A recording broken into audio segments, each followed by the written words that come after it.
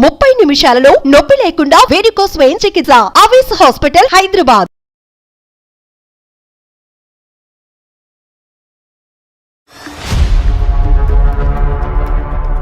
నమస్తే సార్. నమస్తే నాన్న. నాకు ఆ సంస్కారం ఉంది కాబట్టి నమస్కారం పెట్టాను. నువ్వు అనాథవా? నేను అన్నదని కాదండి. ఏం బతుకయ్యా, ఉండగా తల్లిదండ్రులు చంపుకునేటటువంటి నువ్వేం మనిషి అయ్యా? స్నేహితులు కూడా లేనటువంటి పెళ్ళి ఏంటమ్మా? అతని తరపు ఎవరూ రాకపోవటం ఏంటి? మీ తొందర ఏంటి అసలు? నాకు అర్థం కాలేదు. కొంచెం ఫిజికల్ నీడ్స్ వల్ల తన దగ్గరికి రాలేదు. How can I digest that, ma'am? ఒక్కళ్ళు సరిపోరా? మీ కుటుంబంలో ఇది ఆనవాయితీయా? తన దగ్గర ఉంటున్నాను, తిన దగ్గర ఉంటున్నాను. నువ్వు చూసుకోకపోతే వాళ్ళు హ్యాపీగా ఉండరా?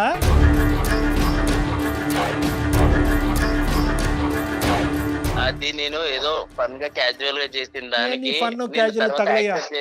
నీకు బుర్రందా? లేదంటే ఏమైనా కరెంట్ షాక్ పెట్టాలి నీకు? అనాథని చెప్పి నీ గురించి జాలి పడి చేస్తే కనుక నీకు ఫన్ కావాలా? ఏదో ఒక్కసారి జాలిపడి ఆర్ఫన్ అని నా లైఫ్ లో నీకు ప్లేస్ ఇచ్చాను. పిచ్చా, నాకు పిచ్చా. అంటున్నావేంటే? ఏమంటున్నావు? నువ్వు మర్యాద ఇచ్చి మాట్లాడాలి. ఓకే, ఇక్కడ నువ్వు లూప్ లైన్ లో ఉన్నావు.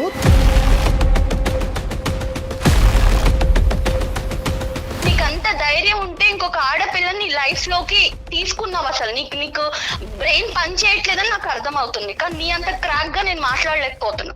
ఎలాంటోడు అంటున్నావు ఏంటి? బాగా చూసుకోలేదా నేను? కట్నం ఇచ్చి పెళ్లి చేసుకుంటే ఎవడైనా చూస్తాడు నీలాంటోడు, అర్థమవుతుందా?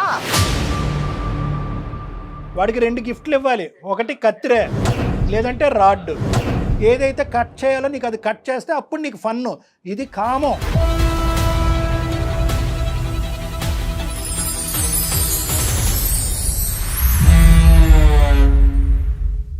సికింద్రాబాద్ లోని doctor Narayana college of hotel management లో 100% job guarantee. 966365 doctor Narayana college of hotel management వారు సమర్పించు అందమైన జీవితం కార్యక్రమానికి స్వాగతం. నమస్తే కళ్యాణ్. నమస్తే విజయ్ గారు. కావేరి అనే అమ్మాయి మనకు మెయిల్ చేస్తుందండి. వైఫ్ అండ్ హస్బెండ్ మధ్య ఇష్యూ. నాకు తీవ్రమైన అన్యాయం చేశాడు భర్త. ఇలాంటి అవమానం కానీ ఇలాంటి అన్యాయం కానీ నేను పుట్టిన తర్వాత ఇంతవరకు నేను పడలా. చిన్న చిన్న మనస్పర్ధలు భార్యాభర్తల మధ్య రావడం సహజం. సాధారణంగా గొడవలు కూడా మనం డీల్ చేసేవి, మనం మాట్లాడేవి ఎక్కువ కూడా వాటిలోనే ఉంటాయి. కానీ చాలా కొత్తగా కనివిని ఎరుగని రీతిలో అనిపించింది కళ్యాణ్ గారు. సో అందుకని నెక్స్ట్ కాల్ కింద అమ్మాయిని తీసుకున్నా నేను.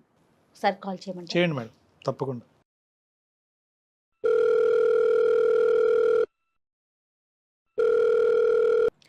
హలో, నమస్తే అండి. నేను జయాని, కావేరి గారు మాట్లాడేది. అవును మ్యామ్, కావేరీనే మ్యామ్. నేను అందమైన జీవితం ప్రోగ్రామ్ నుంచి కాల్ చేస్తున్నానండి. Okay ma'am, thank you ma'am. Hi ma'am. Hello అండి, బాగున్నారా? బాగున్నాను మ్యామ్. ఓకే, డాక్టర్ కళ్యాణ్ చక్రవర్తి గారు ఉన్నారు. నమస్తే సార్. నమస్తే సార్. నమస్తే ఒకసారి కావేరి. మాట్లాడండి. ఏమ్మా కావేరి, ఏం చేస్తూ ఉంటారు? ఎక్కడున్నారు? సార్ నేను software engineer sir. IT. Okay, Hyderabad లోనే ఉన్నాను సార్. చెప్పండి అమ్మా, ఏంటి సమస్య? మ్యారేజ్ 8 months అవుతుంది సార్. 8 months. యాక్చువల్ గా మ్యారేజ్ నేను నా ప్రొఫైల్ ని మ్యాట్రిమోనీలో అప్లోడ్ చేయడం వల్ల నాకు వచ్చిన మ్యాచ్ మా హస్బెండ్. సో అతని పేరు విశ్వ సార్. అతను కూడా సాఫ్ట్వేర్ ఎంప్లాయ్ అన్నమాట. సంతోషం. అండ్ ఆర్ఫన్ అన్నమాట తను. ఆర్ఫన్ అంటే వెనక ముందు ఎవరు లేరు, తల్లిదండ్రులు ఎవరు లేరు? ఎవరు లేరు సార్. ఓకే. సో మా పేరెంట్స్ కూడా ఏమన్నారంటే ఎవరు లేరు కాబట్టి సో బేసిక్ గా ప్రాబ్లమ్స్ ఏం లేవు అన్నట్టుగా ఓకే చేసుకున్నాం. అతని ప్యాకేజ్ కూడా మంచిగా ఉంది. అందరం కలిసి హ్యాపీ ఫీల్ అయ్యి మ్యారేజ్ చేసుకున్నాం సార్. 3 months లో మా మ్యారేజ్ అయిపోయింది. పెద్దల సమక్షంలో చేసుకున్నారమ్మా? అంటే అందరినీ పిలిచి? అవును సార్, అవును సార్. Arranged marriage. కాదు, అరేంజ్డ్ మ్యారేజే, కానీ అందరు పెద్దలు వచ్చారుగా? మన సైడ్ వాళ్ళు అందరూ వచ్చారు. తనకి ఎవరు లేరు కాబట్టి తను ఒక్కడే వచ్చారు సార్. ఫ్రెండ్స్ కూడా ఎవరు రాలేదు. ఫ్రెండ్స్ కూడా రాలేదా? ఎవరు రాలే మ్యామ్.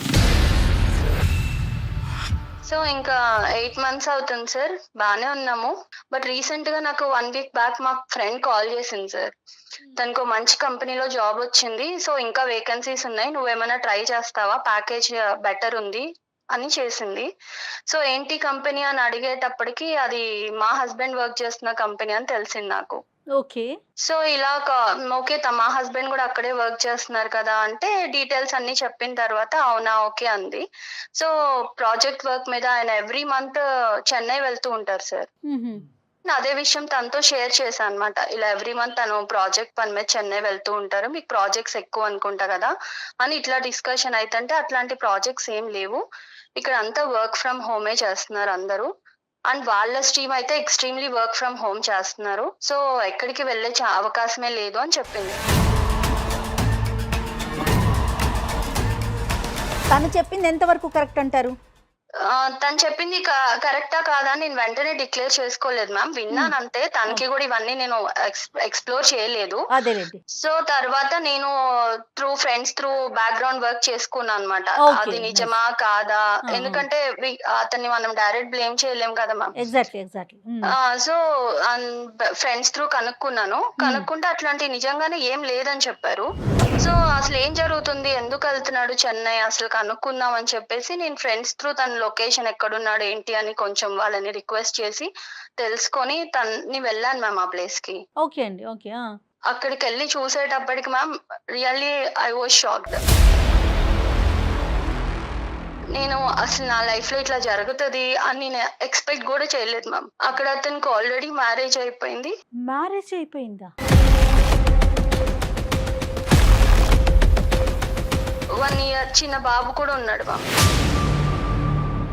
ఆ అమ్మాయితో ఎంతకాలం అయిందంటమ్మా పెళ్లి అయ్యి? ఫస్ట్ ఆమెతో 2 years అయిందంట సార్. 1 year బాబు ఉన్నాడు. ఆ అమ్మాయి ఎలా రియాక్ట్ అయింది నిన్ను అక్కడ చూసి? ఆ అమ్మాయి ఎదుర్కొంటానే నువ్వు వెళ్ళావా, లేదంటే ఆ అమ్మాయి లేకుండా ఇతను అడిగావా? తను కూడా ఇప్పుడు నా సిచ్యుయేషన్ తనది కూడా తనకి తెలియదు, ఎక్స్పెక్ట్ చేసి ఉండకపోవచ్చు, అసలు ఏం జరుగుతుందో తనకు అర్థమై ఉండకపోవచ్చు. ఐ మీన్ నేను గట్టిగా అరవడం తిట్టడం ఒక చెంప దెబ్బ అయితే వేసాను కోపం వచ్చి. ఒక దెబ్బ వేయగానే మీరెవరు, మీకు ఏం రైట్ ఉంది, ఎందుకు కొడుతున్నారు మా హస్బెండ్ అని అడిగింది. సో జరిగిందంతా చెప్పిన తర్వాత షీ వాజ్ ఇన్ షాక్. ఇలా జరిగిద్దని నేను అసలు ఎక్స్పెక్ట్ కూడా చేయలేదు ma'am. I can't digest. And నేను ఇప్పుడు ఈ సిచ్యుయేషన్ నుంచి ఎలా బయటకు రావాలి, ఎలా నెక్స్ట్ నా స్టెప్ ఏం తీసుకోవాలి, నా పేరెంట్స్ కి ఏం చెప్పాలి, సొసైటీలో నా పరిస్థితి ఏంటి, అసలు నాకేం అర్థం కాలేదు మ్యామ్. అందుకే నేను మిమ్మల్ని అప్రోచ్ అవ్వాల్సి వచ్చింది. ఆ సిచ్యువేషన్ తర్వాత అతనితో మాట్లాడారా? మాట్లాడితే నా వల్ల నువ్వు ఎప్పుడు హర్ట్ అవ్వలేదు కదా, నేను ఎప్పుడు ఇబ్బంది పెట్టలేదు కదా, నిన్ను బాగానే చూసుకున్నావు కదా అంటున్నాడు మ్యామ్. ఎంతవరకు కరెక్ట్ మ్యామ్? నన్ను బాగా చూసుకున్నావు అనడానికి అసలు ఇక్కడ ఛాన్స్ ఉన్నా, ఐఎమ్ సెకండ్ వైఫ్ ఇప్పుడు. How can I digest that ma'am? అమ్మా కావేరి సార్ చెప్పండి సార్. ఏం స్టెప్స్ తీసుకోవాలి అనేది ఎవరు చెప్తారమ్మా? ఇప్పుడు తీసుకోవాల్సిన స్టెప్స్ ఎప్పుడు తీసుకోవాలి? పెళ్లికి ముందు తీసుకోవాలి. నువ్వు ఇప్పుడు పెళ్లి తర్వాత చేసినటువంటి ఎంక్వైరీల్లో ఒక 1% అయినా పెళ్లికి ముందు చేసుంటే కనుక ఏదో ఒక గుట్టు అయితే బయటకు వచ్చి ఉండేది. అమ్మా నాన్న లేరు అంతవరకు అర్థమైంది.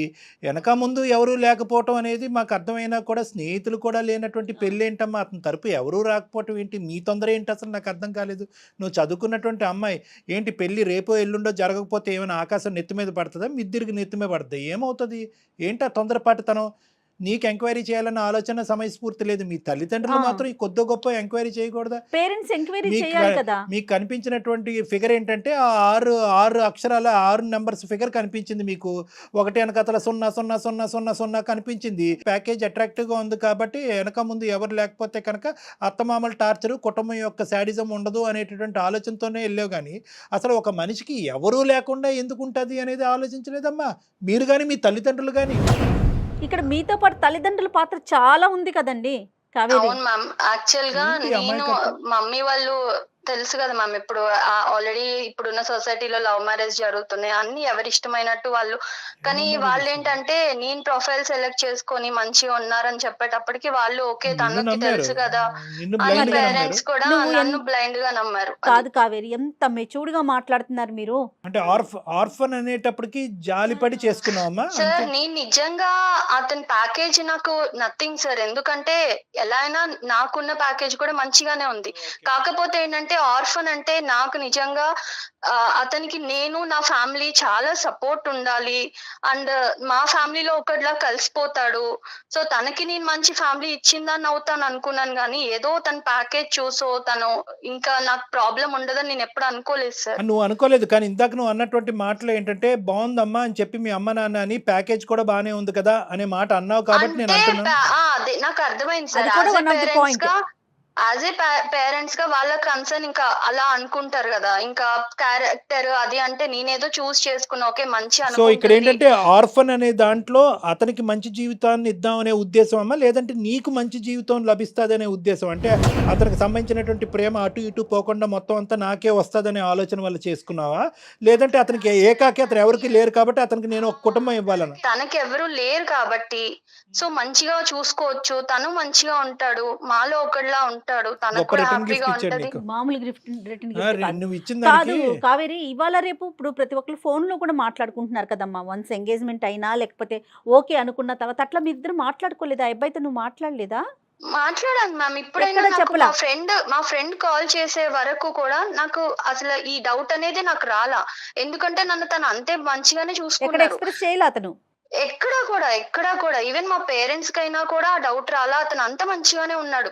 మా పేరెంట్స్ అయినా చాలా హ్యాపీ, ఎందుకంటే మనం ఆర్ఫన్ అని ఎంక్వైరీ చేసుకున్నా కూడా వాట్ ఎవర్ ఇట్ ఈస్ తను మంచోడు అన్న ఫీలింగే ఉంది. నాకు మా ఫ్రెండ్ కాల్ చేసే వరకు 1% డౌట్ కూడా రాలేదు మ్యామ్.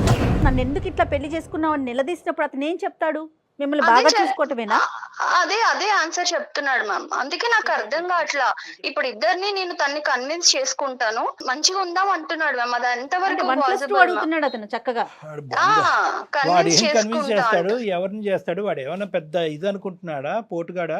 అసలు సెకండ్ వైఫ్ అనే పదం కూడా లేదమ్మా అసలు వాస్తవానికి. ఏంటంటే ఎందుకంటే సెకండ్ అనేది ఉంటుంది కానీ ఆ ఫిల్ ఇన్ ద బ్యాంక్లో ఎవరికి ఏది కావాలంటే అది నింపేసుకోవచ్చు. నీ దురదృష్టం ఏంటంటే సెకండ్ ఆ బంధం ఏంటో తెలియదు. ఇప్పుడు ఆ పరిస్థితిలో నువ్వు ఉన్నావు. సో కాబట్టి ఆ వైఫ్ అనే పదం కూడా కాదు అతను చేసినటువంటిది. ఎందుకు చూసే ప్రేక్షకులకి చాలా మందికి అర్థమై ఉంటుంది. ఇక్కడ నాకంటే లాయర్ గారు ఉంటే బాగుంటుంది. వాస్తవానికి అది చట్టరీత్యా నేరం. అతను చేసినటువంటి పని చట్టరీత్యా నేరం. లీగల్ గా కూడా నేను ఎక్కడ క్వశ్చన్ చేయడానికి కూడా నాకు అవకాశం లేదు. ఇప్పుడు మీరు అన్నట్టే రేపు లాయర్ కూడా అనొచ్చు, అమ్మా ఎంక్వైరీ చేయకుండా నువ్వు ఎందుకు ఈ స్టెప్ తీసుకున్నావు, ఎందుకు యాక్సెప్ట్ చేశారని. లేదు పెళ్లి అందుకనే- చేసుకున్నారు, అంతమంది సమక్షంలో పెళ్లి చేసుకున్నారు. యూ హ్యావ్ బీన్ చీటెడ్ అమ్మా. So that is very clear cut. నువ్వు చీట్ చేయబడ్డావు. Second marriage is called as bigamy. అది కూడా లీగల్గా నేను ఆ పెద్ద పదాలు నేను వాడిను కానీ అది కూడా చట్టరీత్యా నేరం. చీటింగ్, రెండో పెళ్లి చేసుకోవటం రెండు చట్టరీత్యా నేరమే. కానీ ఇక్కడ ఏంటంటే నువ్వేమనుకుంటున్నావు ఇటువంటి పొజిషన్లో? అతను మంచిగా చూసుకున్నందుకు ఏమీ లేనట్టుగా వదిలేయాలని అనుకుంటున్నావా? ఎందుకు ఇలా చేశాడు అనే ప్రశ్నకి లేదు సార్, సమాధానం అడగాలి వెతుకుతున్నావు. సార్, అడగాలి. ఎందుకంటే ఇవాళ నాకు జరిగింది, రేపు ఇంకొక అమ్మాయికి జరగచ్చు కదా. ఆర్ఫన్ అనే ట్యాగ్ తో ఎంతమందిని మోసం చేశాడో మనకి. మీరేం ఎక్స్పెక్ట్ చేస్తున్నారండి మాకు మెయిల్ చేయడానికి అందమైన జీవితానికి? నాకు అతనితో ఉండాలని కాదు మ్యామ్, కానీ అతనికి రియలైజేషన్ రావాలి. అండ్ ఇంకొకసారి ఇంకొక అమ్మాయి లైఫ్ తో గానీ, ఇప్పుడున్న అమ్మాయి వాళ్ళ ఫస్ట్ వైఫ్ అది తను మ్యారేజ్ చేసుకున్న అమ్మాయి, తనకి మళ్ళీ ఇలాంటి ప్రాబ్లం రావద్దు సార్.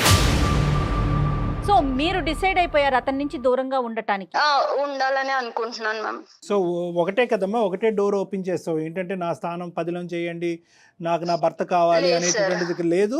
ఓన్లీ థింగ్ లేదు. ఏంటంటే నేను మోసపోయాను, నా అలాగే వేరే ఆడపిల్ల మోసపోకూడదు.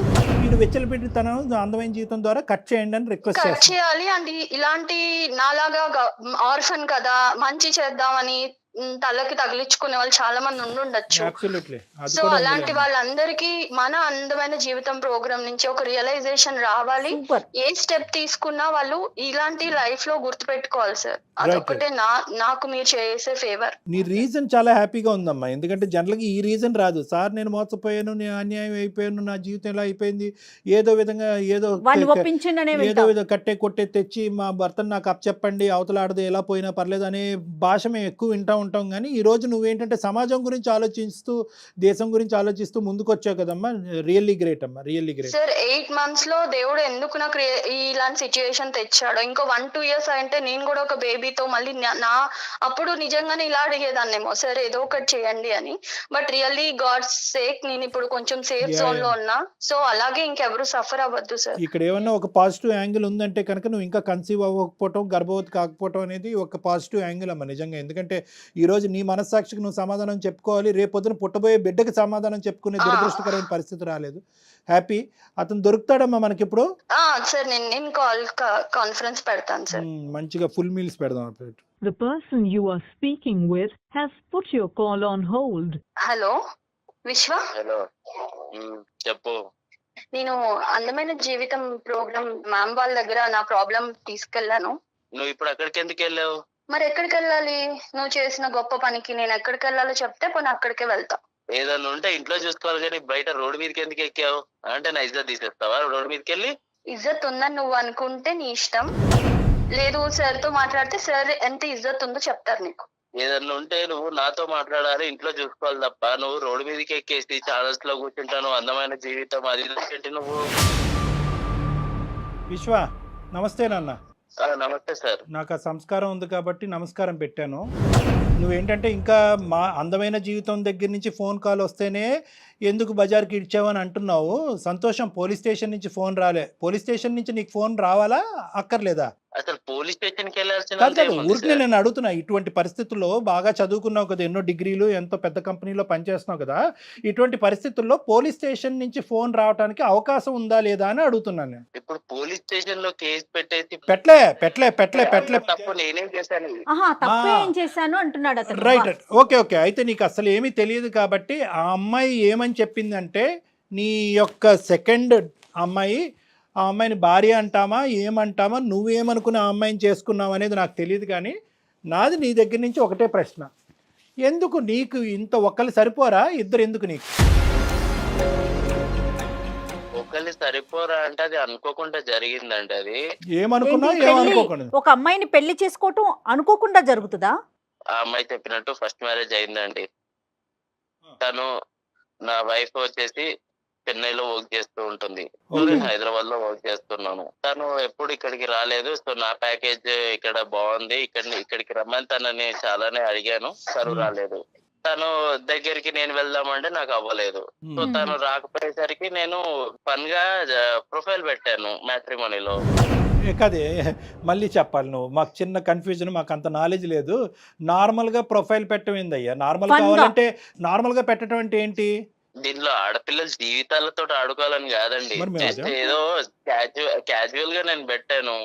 పెట్టగానే తిను వీళ్ళ ఫ్యామిలీ వాళ్ళందరూ కనెక్ట్ అయ్యారు.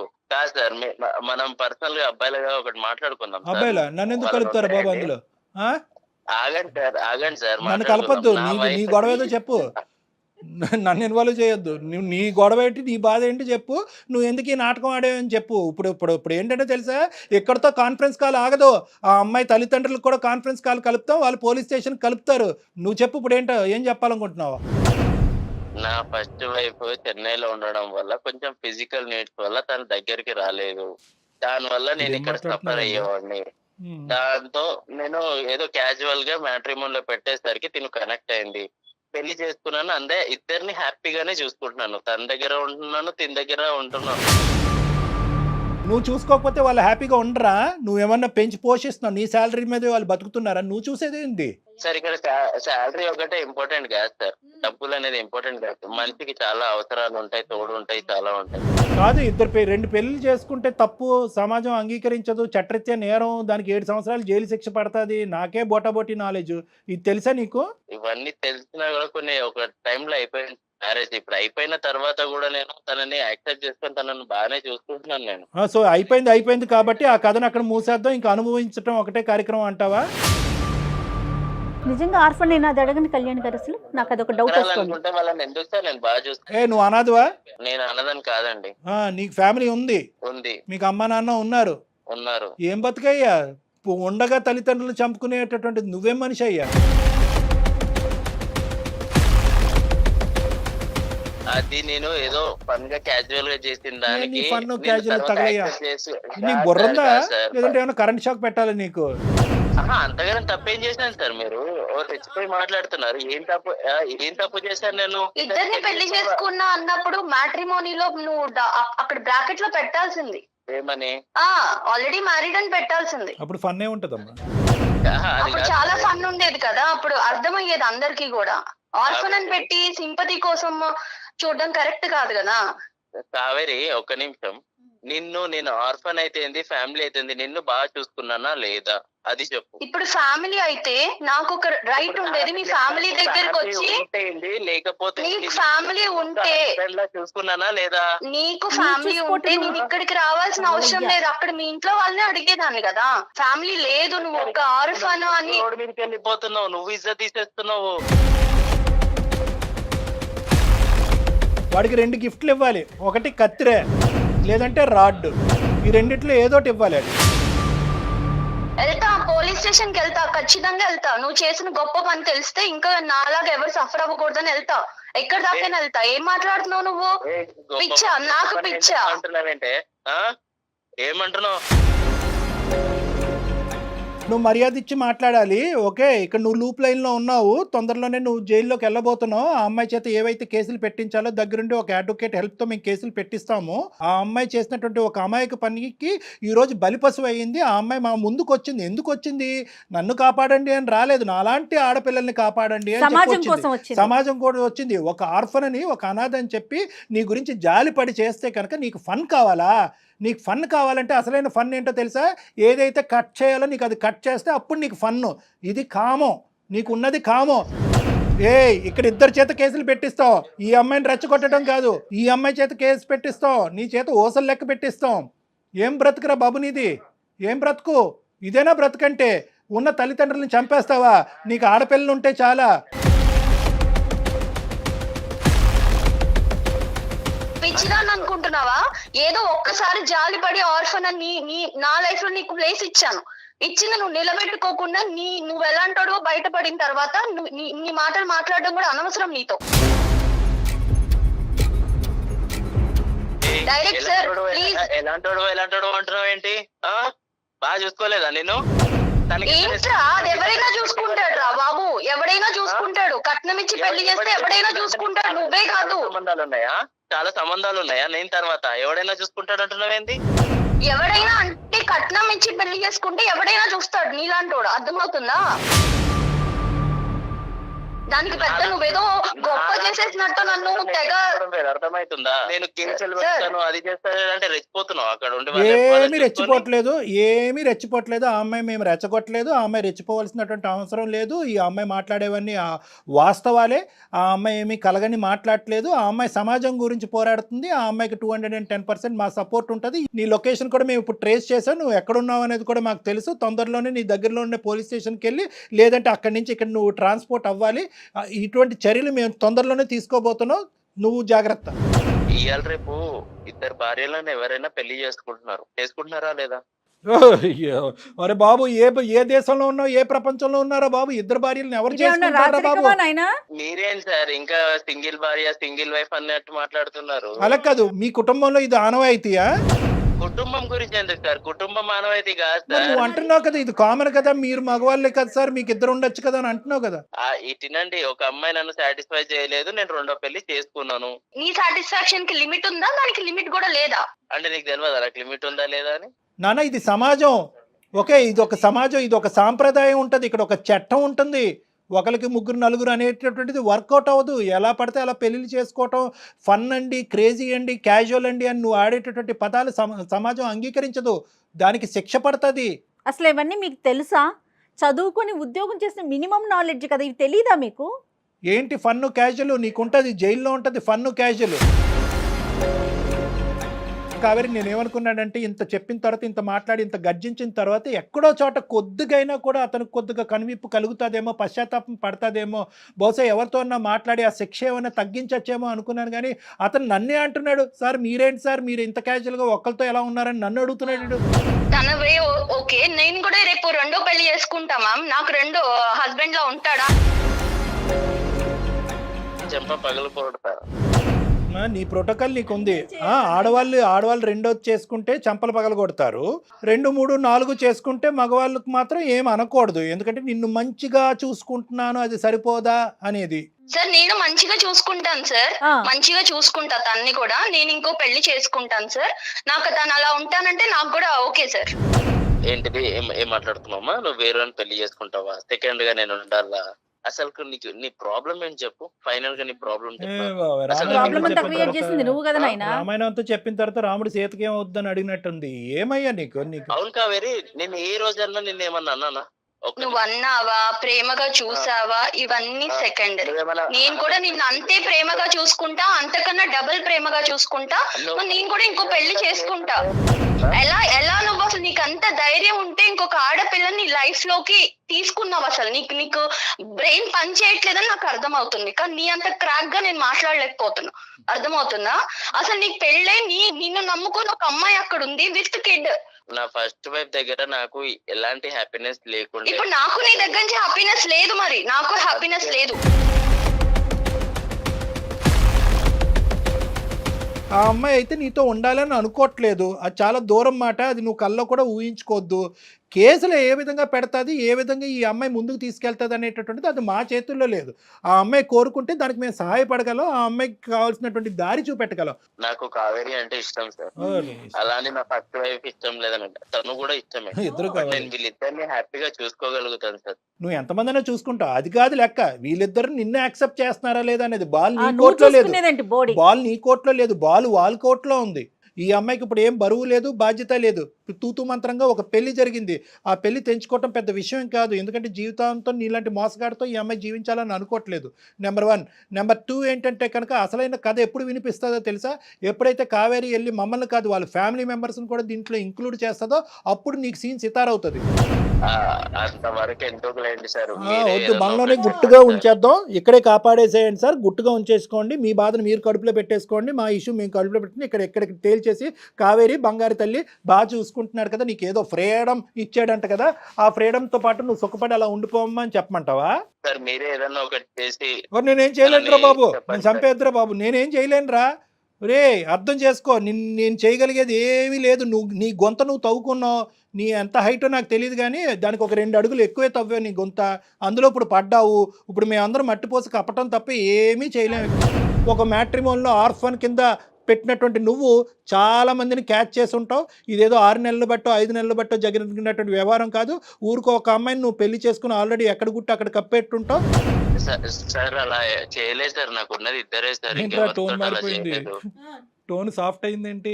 అమ్మ కావేరి, నువ్వేం స్టెప్స్ తీసుకోవాలనుకుంటున్నావు చెప్పమ్మా, దాన్ని బట్టి మేము కూడా నీతో పాటు సపోర్టివ్ గా ఉంటాం. 100% సుమన్ టీవీ ఉంటుంది నీకు. లేదు సార్, పోలీస్ స్టేషన్ లో కంప్లైంట్ ఇద్దాం అనుకుంటున్నాను సార్. ఎగ్జాక్ట్లీ.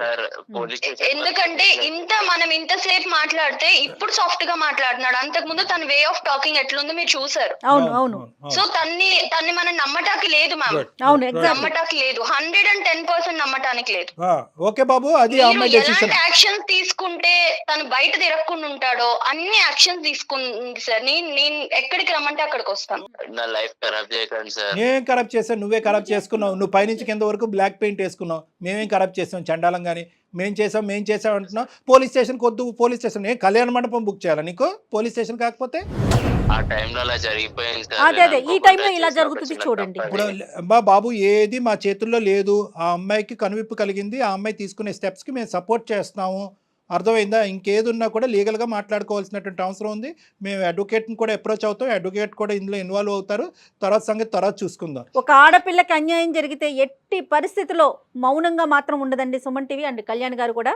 డెఫినెట్గా ఆ అమ్మాయి ప్రజల కోసం, అందరి కోసం ముందుకొచ్చింది, ఆడపిల్లలందరి కోసం ముందుకొచ్చింది. డెఫినెట్గా నీకు మేము 100% సపోర్ట్ చేస్తాము. ఏం చేద్దామో ఒకసారి మాట్లాడుకుందాం. తప్పకుండా అమ్మ, నువ్వు నీ పేరెంట్స్ ఇమీడియట్గా ఇన్వాల్వ్ చేయాలి. ఎందుకంటే ఇప్పటివరకు నువ్వు ఇన్వాల్వ్ చేయలేనట్టు మాకు అర్థమవుతుంది. పేరెంట్స్ని ఇన్వాల్వ్ చేయాలి, ఎందుకంటే వాళ్ళ యొక్క సపోర్ట్ కావాలి రానున్న రోజుల్లో. ఎందుకంటే ఇలా ఒకసారి హార్డ్గా ఒకసారి సాఫ్ట్గా మాట్లాడినటువంటి మనిషి ఈ రోజు నువ్వేదో స్టెప్ తీసుకోబోతున్నావు అని చెప్పి మళ్ళీ హార్డ్ అవుతే కనుక అది సమస్యాత్మకంగా మారుతుంది. అది ఏమైనా క్రిమినల్. ఏమయ్యా సార్, ఇది మీ ప్రోగ్రామ్ వల్ల చాలా మందికి లైఫ్ ఇచ్చారు, నా లైఫ్ ఎందుకు సార్ ఇలా ఖరాబ్ చేస్తున్నారు? అంటే ఆ లైఫ్ తీసేసి నీకు లైఫ్ ఇచ్చేయాలన్నమాట, ఇదే నీ ఎజెండా? నేనేమన్నాయ్యా నీకు లైఫ్? అది కాదు సార్, తనని బాగా చూసుకుంటాను, నేను ఇద్దరిని బాగా చూసుకుంటున్నాను. ఓకే, నిన్ను చూసుకో, చేతులు దాటింది, నీ జీవితం కాస్త వేరే వాళ్ళ చేతుల్లో ఉంది, వాళ్ళు లెక్క తేల్చుకొని నీ భవిష్యత్తు ఏంటో ఆలోచించుకోండి అంతే. ఓకేనా? బాయ్ నాన్న, ఆల్ ద బెస్ట్, జాగ్రత్త. ఓకే కావేరి. ఓకే, ఇంకొక విషయం కూడా మనం డిస్కస్ చేయాలండి. ముఖ్యంగా ఆడపిల్లలే, వెనక ముందు ఎవరు ఉండొద్దు, ఓన్లీ అబ్బాయి ఒక్కడే ఉండాలి, ఏ బాధరాబందీ ఉండకూడదు, అప్పుడే మేము హ్యాపీగా ఉంటామన్న ఫీలింగ్ ఆడపిల్లలకి తల్లిదండ్రులకి. అది కూడా ఒక కారణమేమో కదంటారా? ఇంత తెలివైన అమ్మాయి మన ఎక్కడ ఈ అమ్మాయి బుట్లో పడిందని మనం అందరం అనుకుంటున్నాం కదా.